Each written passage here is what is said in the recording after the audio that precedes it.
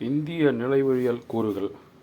இந்தியாவின் புவியியல் முக்கிய அம்சங்களை விவரித்து அவற்றின் வரலாற்று முக்கியத்துவத்தை பற்றி குறிப்பிடுவதற்காக இந்த பதிவு இருக்கிறது. இந்தியாவினுடைய இருப்பிடம் ஒரு நாட்டின் வளர்ச்சிக்கும் ஏற்றத்திற்கும் அந்நாட்டின் இயற்கை அமைப்பும் கனி வளங்களும் பெருமைப்படும் வகையில் அமைந்திருப்பது இன்றியமையாததாகும். இந்தியாவில் இயற்கை அமைப்பு ஆராய்ந்து பார்க்கும் பொழுது ஆசியா கண்டத்தின் தென் பகுதியில் அது ஒரு உபகண்டமாக தோற்றமளிக்கிறது. இது ஒரு ஒழுங்கற்ற நாற்கர வடிவமுடையது. இதன் எல்லைகள் மற்ற நாடுகளை விட சிறப்பாக அமைந்துள்ளன. குறிப்பிடத்தக்கது, உலகிலேயே மிக உயர்ந்த இமயமலை தொடர் வடக்கே காணப்படுகிறது.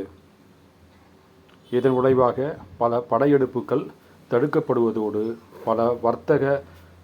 பல வற்றாத நதிகள் உற்பத்தியாகி வட இந்தியா பகுதியை ஒரு வளமான இருப்பிடமாக ஆக்கிக் கொண்டிருக்கின்றன. மேற்கே அரபிக்கடலும் கிழக்கே வங்காள விரிகுடாவும் தெற்கே இந்து மகா சமுத்திரமும் அமைந்துள்ளன. இதன் விளைவாக கடல் வணிகம் பெருகியதோடு அந்நியர்களினுடைய ஆக்கிரமிப்பின்றி இந்தியா பலமுறை தப்பித்துள்ளது. இத்தகைய இயற்கை அரண்கள் இருந்தும் இந்தியா பல படையெடுப்புகளை சந்தித்து அதன் ஒருமைப்பாட்டை உருக்குலையாமல் இன்றளவும் பல மதத்தினரும் பல ஜாதியினரும் பல மொழி பேசுவரும் ஒரு பண்பாட்டு கலைக்கூடமாக விளங்க உதவுகிறது. பாரசீகர்கள், கிரேக்கர்கள், யவனர்கள், குஷானர்கள், ஹூணர்கள், முகமதியர்கள் போன்றோர் படையெடுப்புகளை ஏற்படுத்திய பின்னர் ஆட்சியை கைப்பற்றி இந்தியாவிலேயே தங்கி நிர்வாகம் செய்தனர். இதனால் இந்திய பண்பாடு பொலிவு பெற்று புத்துணர்வோடு இருந்ததை ஒழிய சிறப்புகளை குறைத்து சீரழிந்துவிடவில்லை. பூகோள அமைப்பு.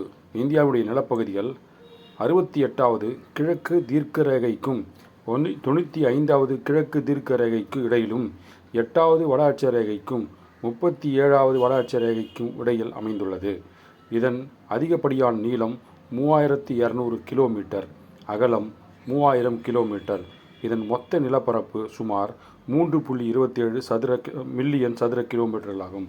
மக்கள் தொகை 2025இல் 146 கோடியை நெருங்கியிருக்கிறது.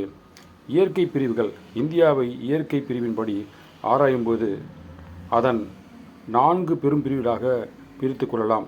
இமயமலை தொடர், 2 வடக்கிலும் ஆற்றுச்சமவெளி பகுதிகள், 3வதாக தக்கான பீடபூமி, 4 தெற்கேயுள்ள மலைத்தொடர்களும் ஆற்றுச் சமவெளிகளும் ஆகும். நன்றி நண்பர்களே.